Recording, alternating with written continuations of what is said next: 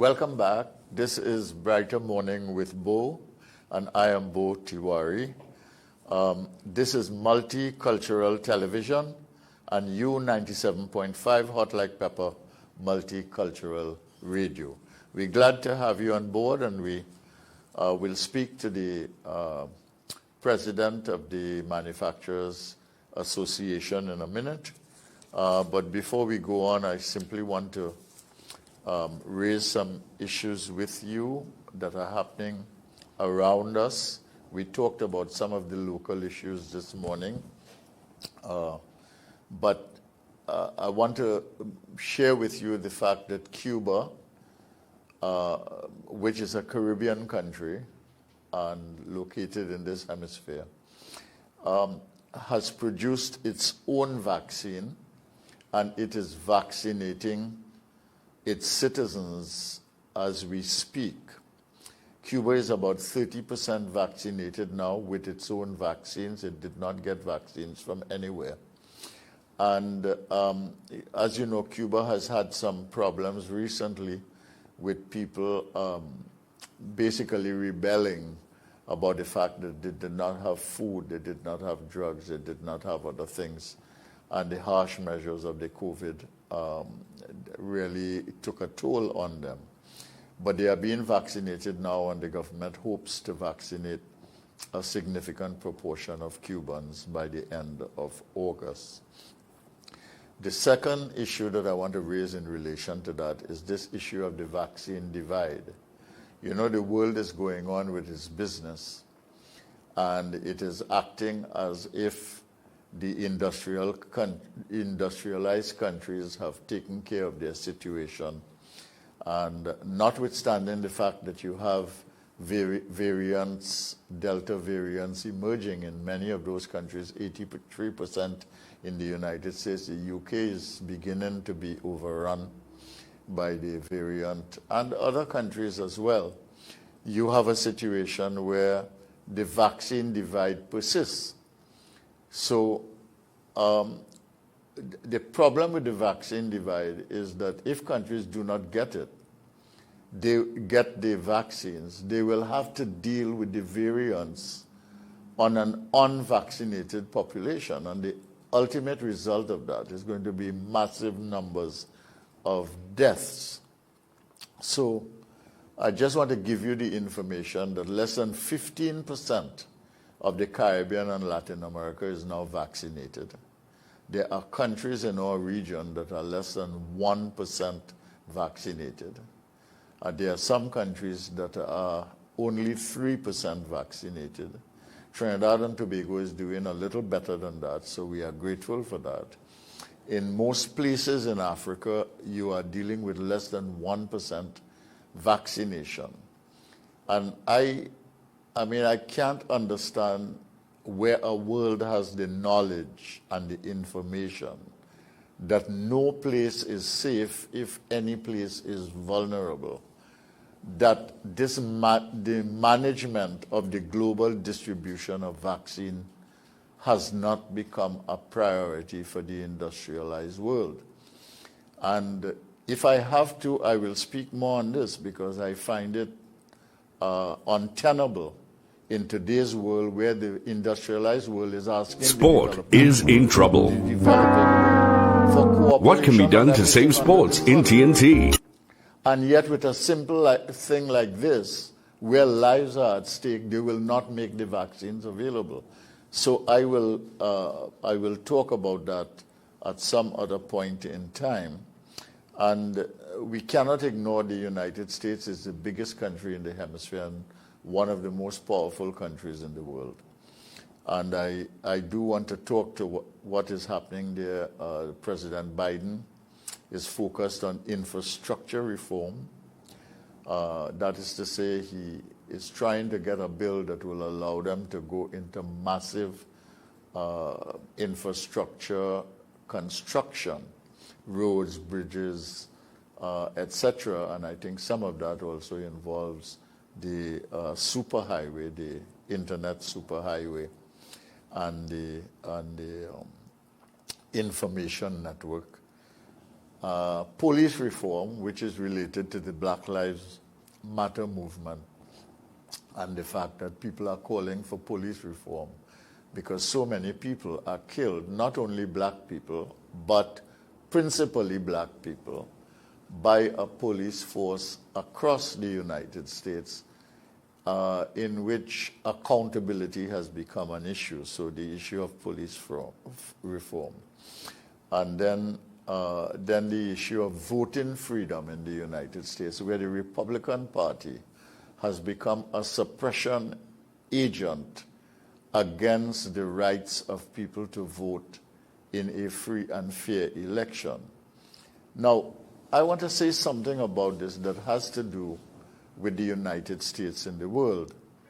Now, if the United States, I want to comment on the fact of what a disaster former President Trump has been for the United States in terms of U.S. credibility and its moral authority.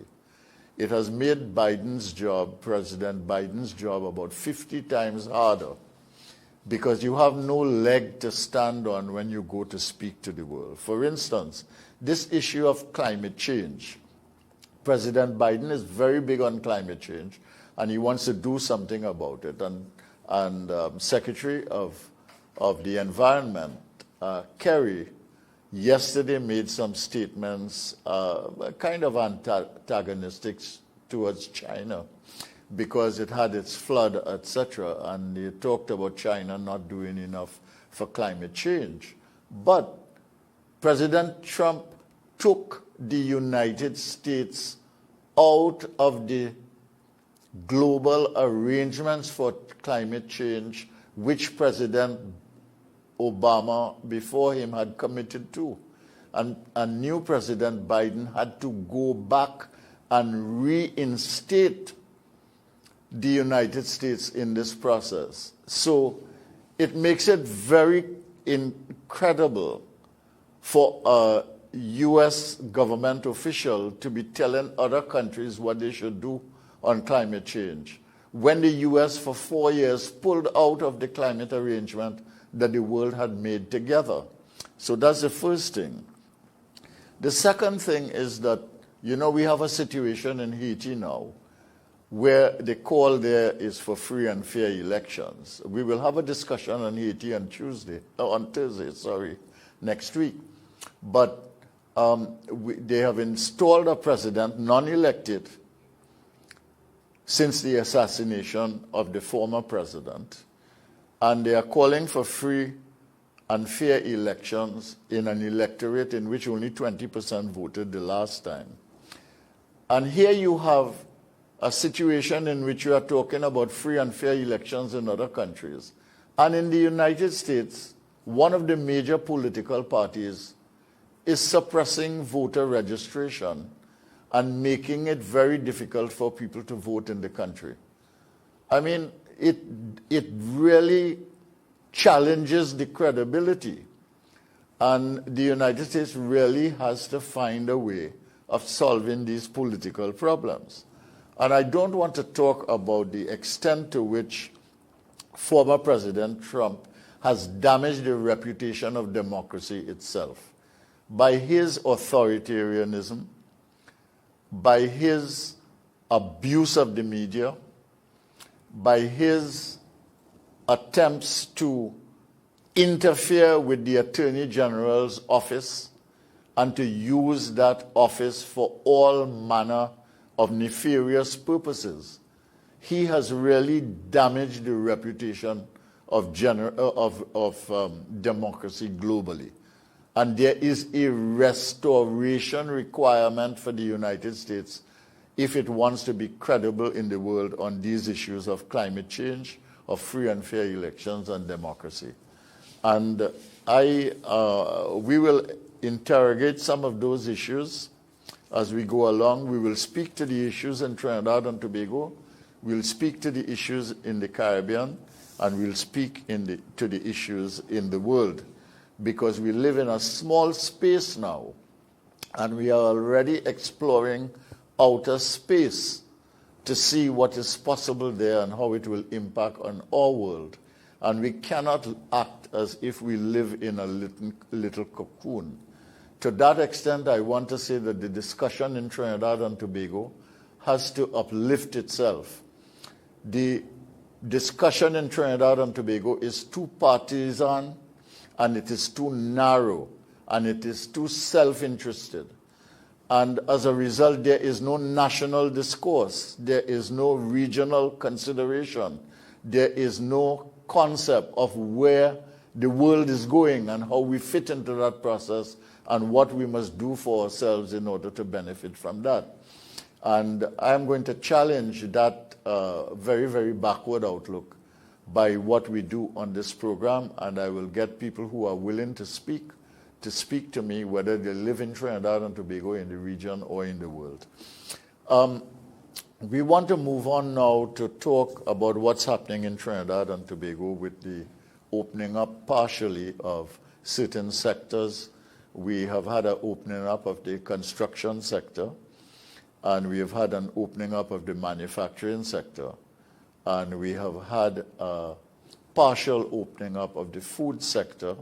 The grocery and drug stores of the country had always remained open to provide food and drugs, but we have had a partial opening up now of the curbside food with the restaurant chains, as well as itinerant vending, things like doubles and whatever sandwiches you can buy, etc. That is now open. So I want to speak this morning to the manufacturing sector in particular, and I may touch on the construction sector because the president of the manufacturing sector is also involved in the construction industry. And we welcome now to the video interview Ms. Tricia Coosal, President of the Trinidad and Tobago Manufacturers Association. How are you? Sure, Dr. Tiwari, and good morning to your listeners. Morning. Relax, okay? We'll have a good conversation. Don't worry. You're not going to be put on the... Yeah, you're not going to be put on the spot or anything. We have a developmental conversation here, and we want to know what's happening, what we can do better, etc. We are not about cross-examining people. Okay? Sure. I want to ask you this. How has the reopening been for the manufacturing sector? What is happening now? We are now, 2 weeks into it, or the third week? 2 weeks? Monday, the 12th of July, would have been the date that the manufacturing sector was able to open fully. Thus far, we will have a great turnout in terms of the number of manufacturers. From the first week, we had over 95% of manufacturers opening, and within 2 days of the 12th, we had the other approximately 5% of our manufacturers fully functional.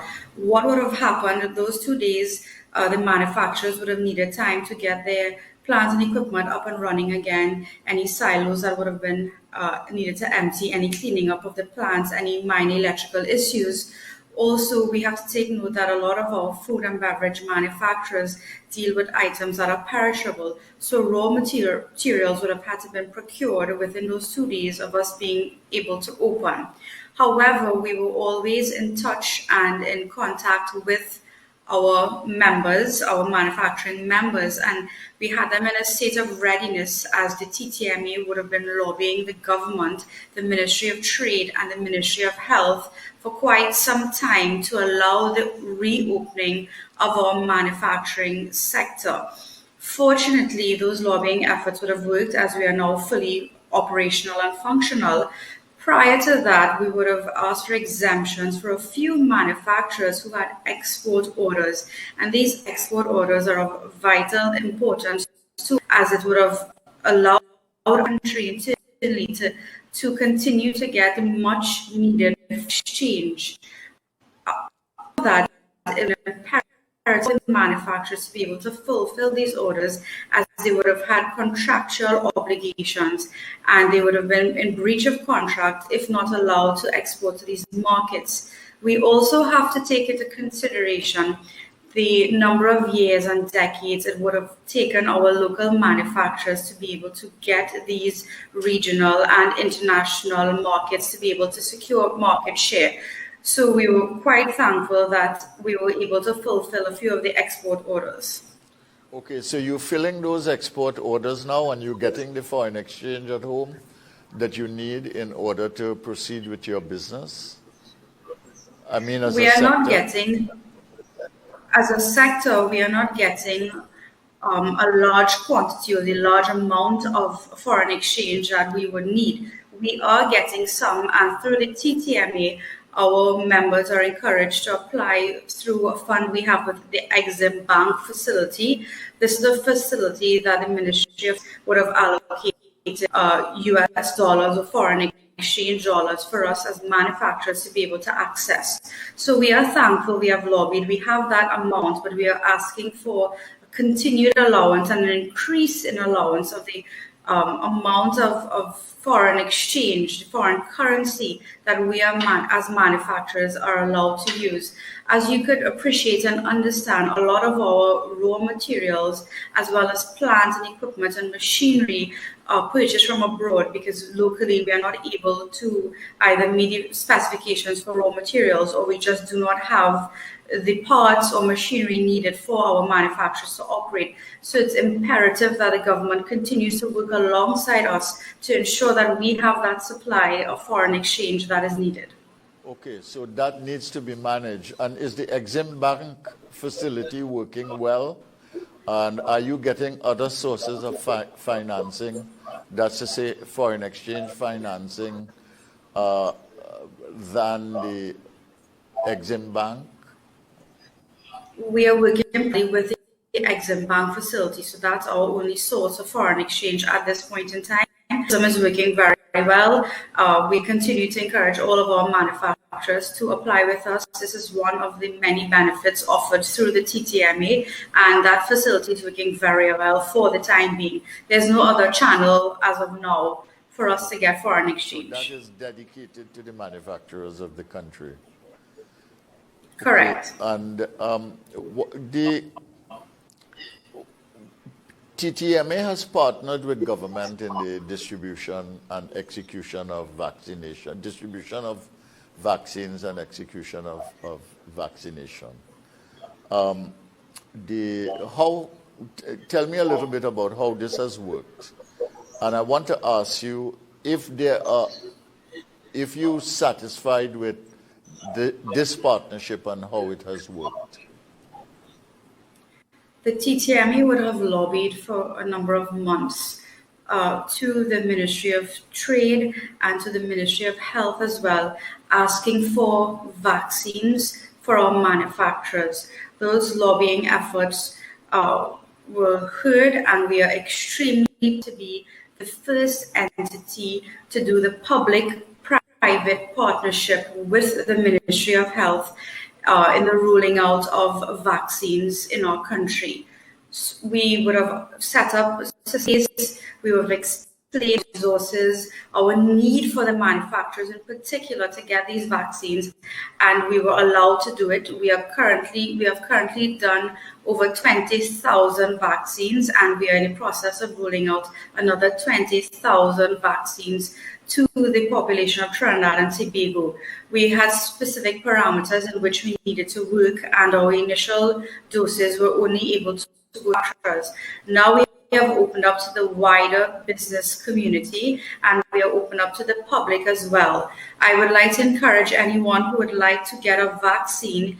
They can come to the TTMA site at the Diwali Nagar. We are there today, Thursday and Friday. The public is welcome from 3 p.m. to 7, and on Sunday, the public is welcome from 2 p.m. to 5 p.m. So anyone in need of a vaccine, please feel free. All you need to do is walk with your ID card and come down to the Nagar site.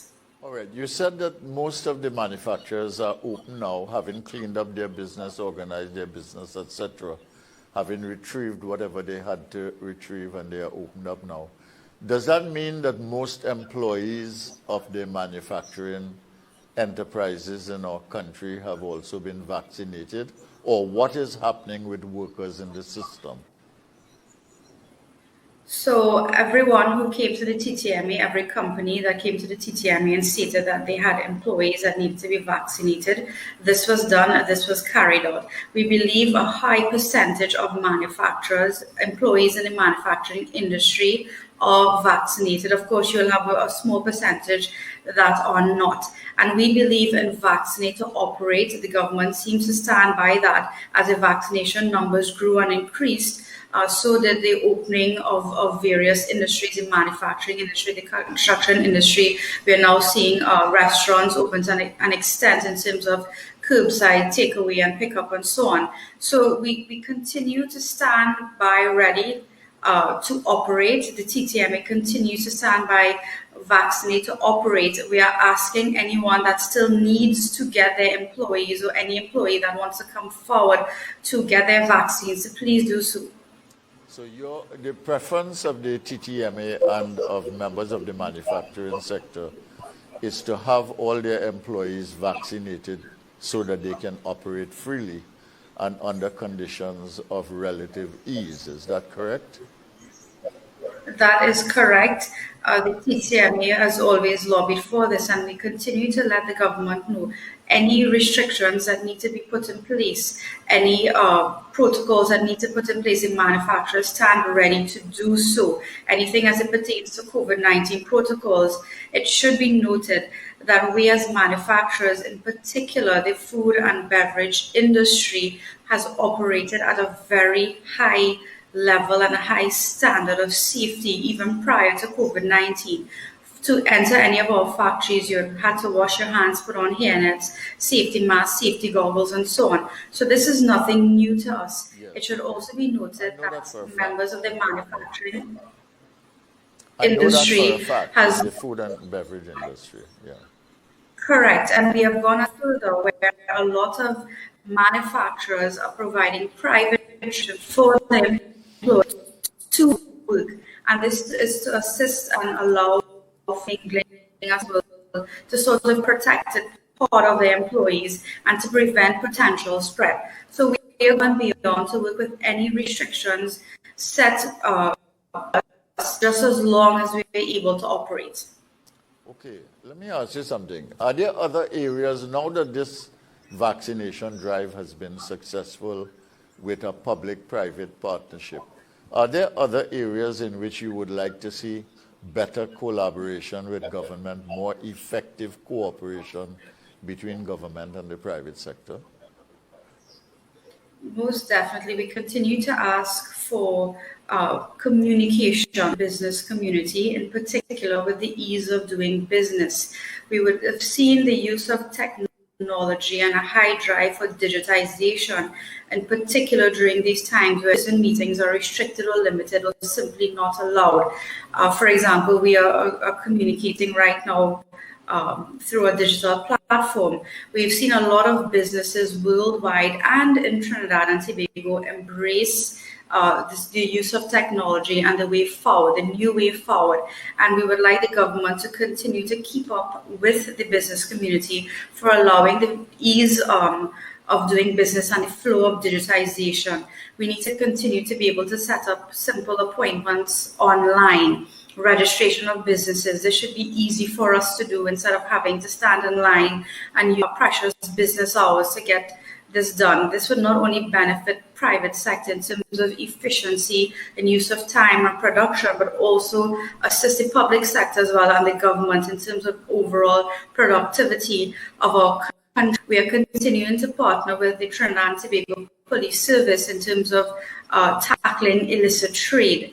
There are a lot of counterfeit, illegal products out there within our borders, and we need to ensure that these are removed and not accessed by our general public, as they have to meet specific health and safety standards. So we continue to partner with the government on some of these initiatives to ensure the well-being operational of the operating of the manufacturing industry and to ensure the overall benefits in terms of the ease of doing business and the ease of flow for the general population and business community in Trinidad.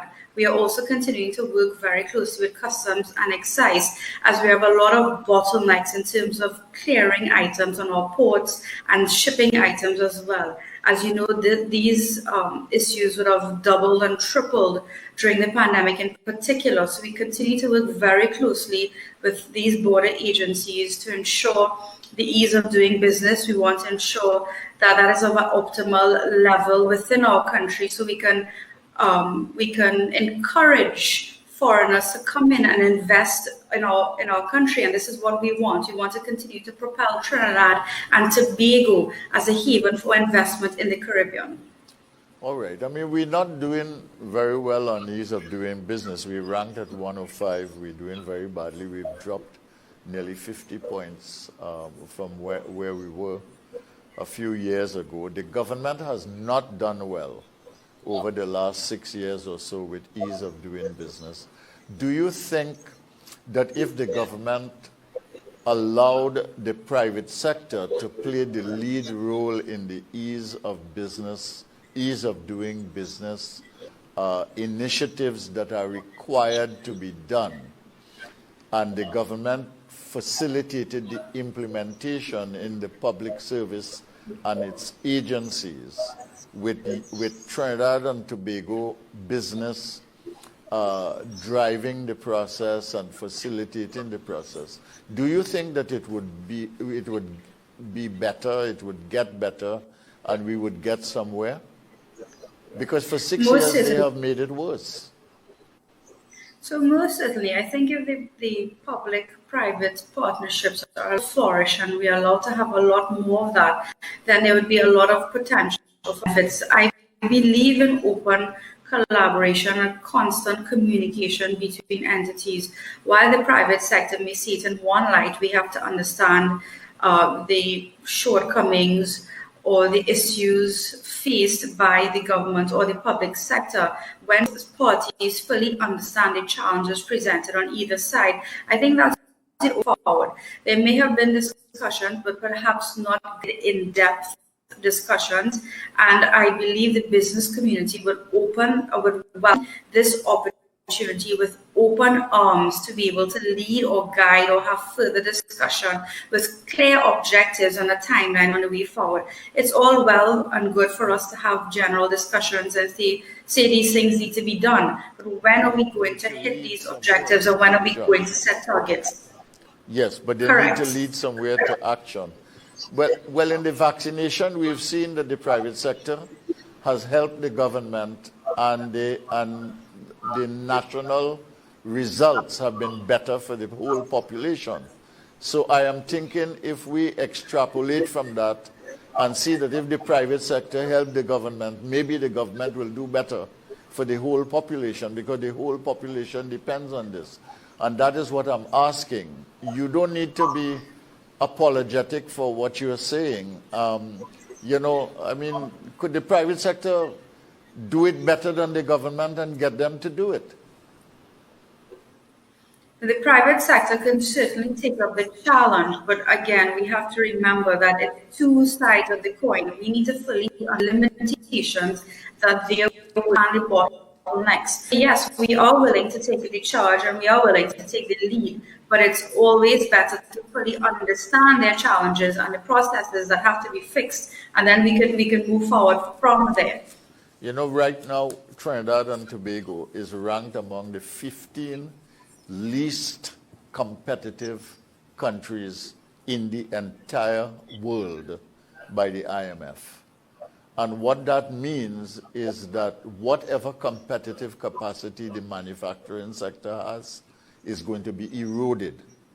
It is already eroding. All these markets that you have in the region are going to be affected by that as logistical issues come into play and competitiveness factors become important. So I think it's an important thing for the private sector and the government to collaborate on, because at the end of the day, it has to do with countries' competitiveness. You mentioned the foreign exchange issue, and that is a major challenge for the country generally.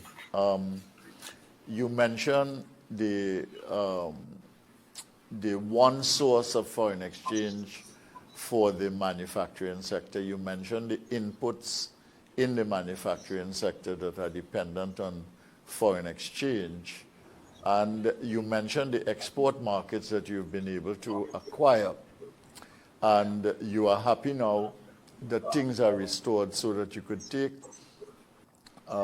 care of business, so to speak, with your export markets. How are you doing? Because it is vital that the manufacturing sector export and that you have export expansion. What are some of the good markets that you have now regionally, and what are some of the markets that the manufacturing sector as a sector working with government would like to enter and penetrate for exports? So we do have a great network regionally within CARICOM in particular, and the TTMA continues to reach out through the Caribbean Manufacturers Association. This is a new portal that we have opened up, a new way of communicating from members to get in touch with other countries, other businesses that are willing to import our products. We are setting up business-to-business meetings. We're looking at the Dominican Republic. We're looking at Grenada, St. Lucia, Jamaica. We continue to tap into these resources to ensure that our manufacturers have the benefit of business-to-business meetings, whether virtually, or currently virtually, as we are not able to fly out as liberally as before. Sure. So we are setting up these business-to-business meetings for our manufacturers to ensure that their product, their name, their image gets out there, and there's opportunity for them to export their product.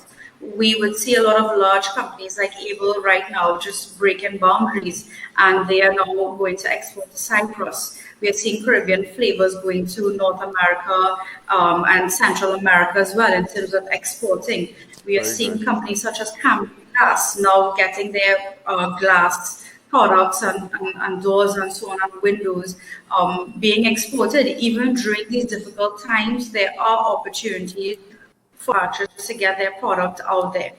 We are also working with our goal of doubling exports by 2025. This is a goal that we would have set up approximately 2 years ago. Now, it may seem very optimistic, especially considering the circumstances that we are living in with the pandemic and the multiple restrictions that we face not only in Trinidad, but in the region and internationally as well. However, the TTMA is prepared to put up a fight and to do everything that we can to ensure that this goal is realized.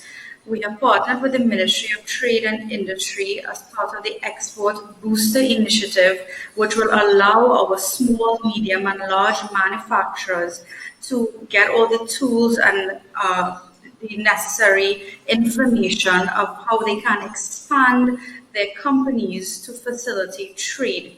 We have set up a consultant through the TTMA, which would allow the ease of these, especially small and medium-sized companies, to sort of hold their hands or to assist them in dotting the I's and crossing the T's in terms of how they can export their goods or their services regionally and internationally as well. So we are looking at various ways of getting these things done. We're not just going to sit back and say, well, we are living in difficult times and it's very hard because we're in a pandemic.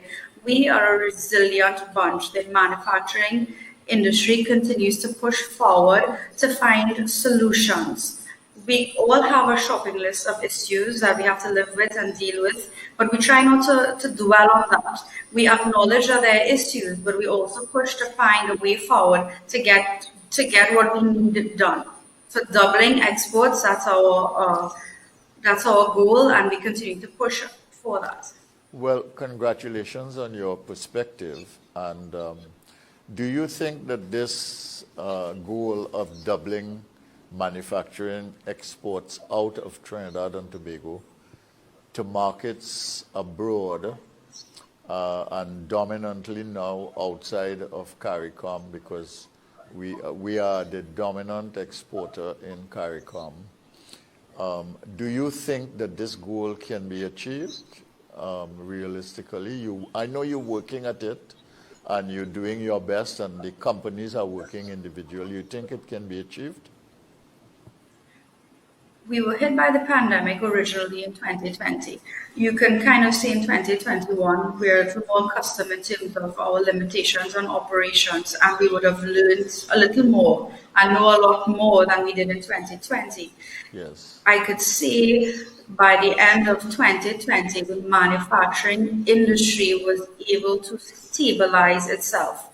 This is 2020 when we were now affected. We were able to stabilize ourselves. The Trinidad and Tobago's non-energy exports would have fallen by 5%.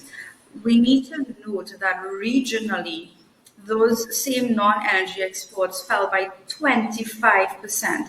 That's why I could sit here and I could tell you we are continuing to work to do what we have to do. We are adapting in the manufacturing industry. While we are facing challenges, we had a lot of companies adapting to the circumstances and providing products such as PPE. This is something that they were not accustomed to doing, but they realized this was a way forward. This is a way to continue to allow employees to have an income, to continue to keep factories operational, and of course to produce much needed PPE to our country. So yes, it will be a challenge, but it's not something that we cannot do. I think we are faring well. It also shows the growth in the first quarter of 2021 was promising. Yes, during a pandemic, there was actual growth in the manufacturing sector. So it can be achieved if we continue to be innovative and creative, and if we continue to adapt while realizing that we are working with a lot of challenges. We will find a way to get it done. Okay, I want to take you up on two words that you mentioned. One is innovation, and the other one is your ability to adaptation. All right. Have companies in the and you mentioned digitization earlier, and you said that is one of the things, digitization and digitalization, that you would like to partner with the government with. Have the companies in the manufacturing sector taken action to accelerate technological inputs to step up competitiveness, to facilitate climate-related innovation going forward? Is this happening in the sector? And secondly, how would you like to partner with the government on the digitalization issue? We would have seen a lot of our members, in particular in the IT field, being able to expand during times like these. We are seeing a lot of companies at all levels, small, medium, and large, using their websites as portals to project and get their goods and services out there. We are now seeing a call and a lot more need for people being able to purchase goods and services online with the click of a button. And we need to see more of that locally. We need to see the government allowing us to be able to sell goods and services outside of the food and beverage industry available. We can purchase online currently and ship and allow it to clear and to come into our country. We can't go online and purchase these same items from businesses who are set up and have the technology to be able to do that. So this is something we need to lobby for, and we need to look at a lot more closely. And yes, we have seen businesses able to adapt, and they are now, those who didn't have online portals or shopping portal sites are definitely looking at that in that particular manner. We are seeing a lot of companies that would have given their staff members tools and equipment, whether it be laptops, webcams, and so on, to work from home, to be able to adapt to the environment in which we are and to continue with productivity. So I think a lot of companies are taking up that challenge and heading in that direction. Okay, let me ask you something about your employees now. During the COVID pandemic, did you was the manufacturing sector supportive of its employees who could not come out to work?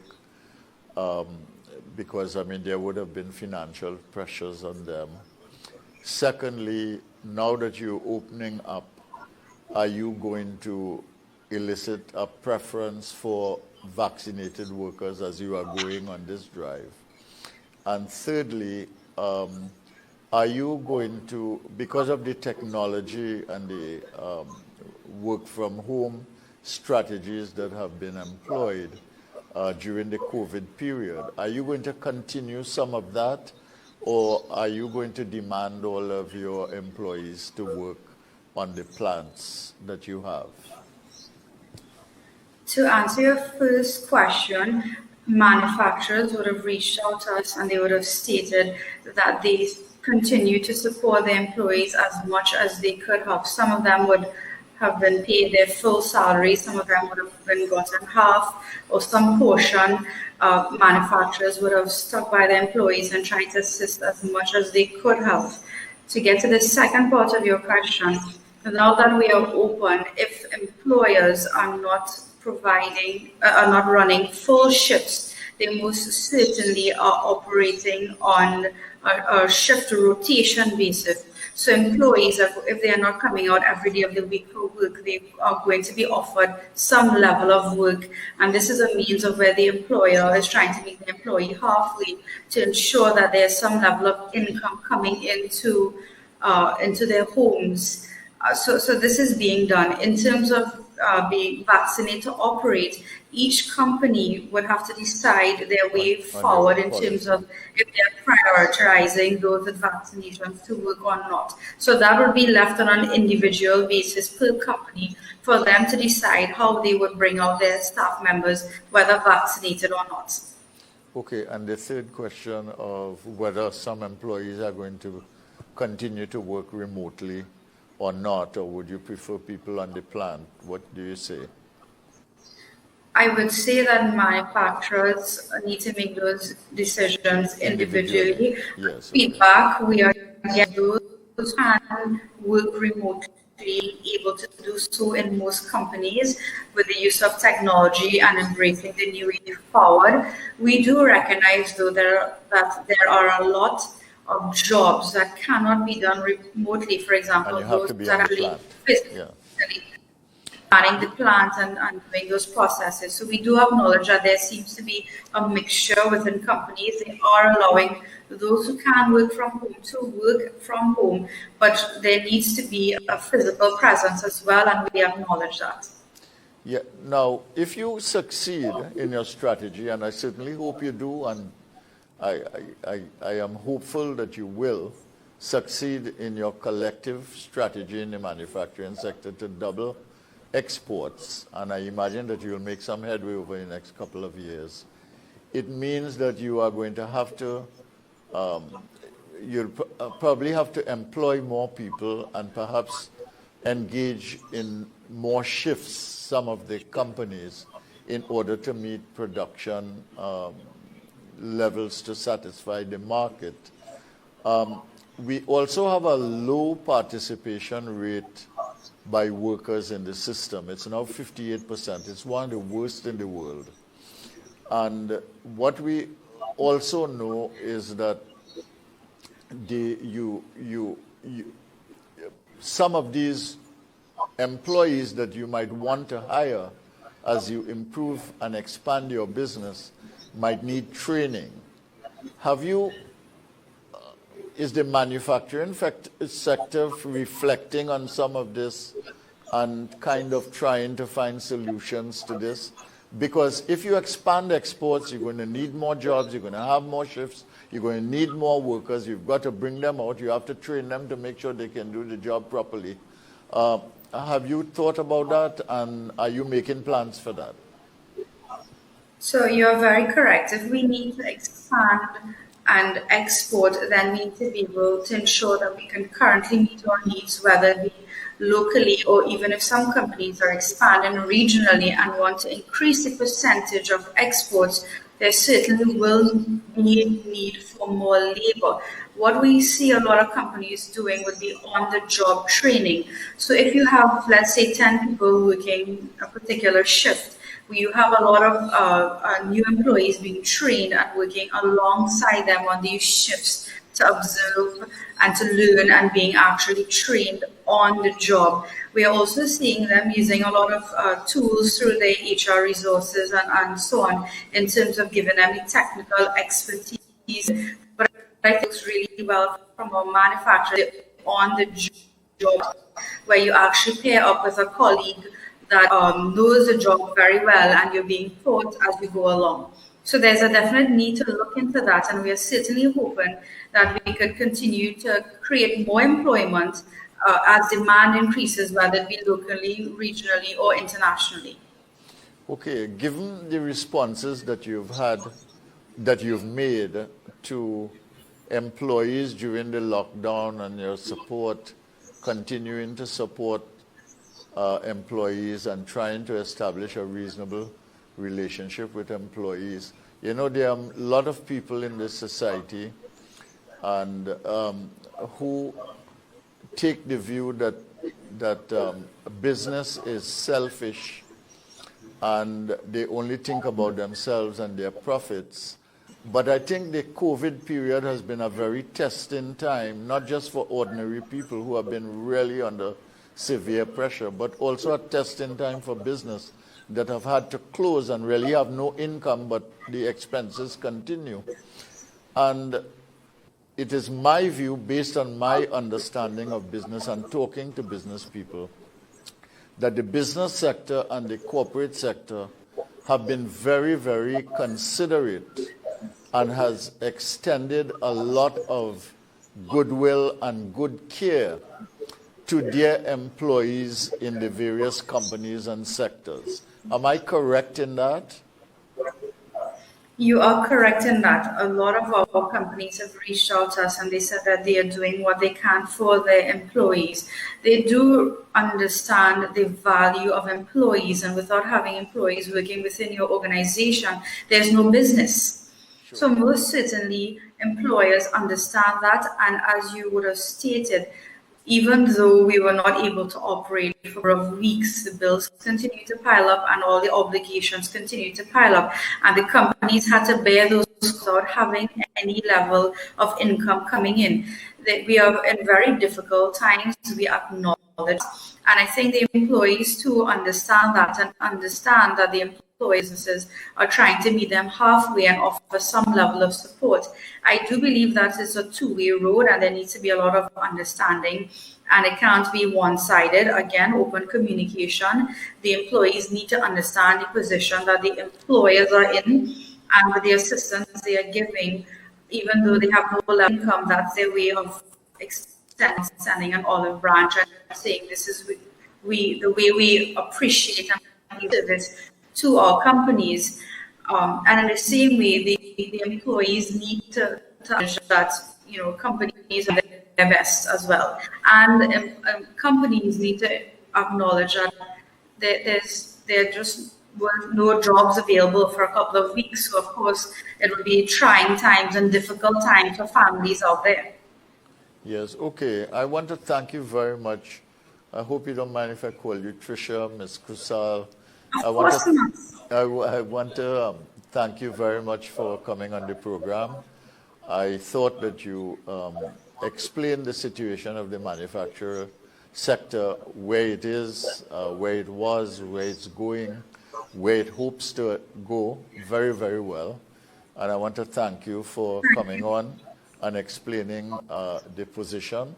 And I wish the manufacturing sector as a whole, which is so vital, if any diversification is to take place in this country, while we need to do other things, the manufacturing sector growth and the growth of exports and the diversification of markets and the diversification of investments in the manufacturing sector are critical. I want to thank you for coming on the program, and I hope you'll come on another occasion so we can continue the conversation, okay?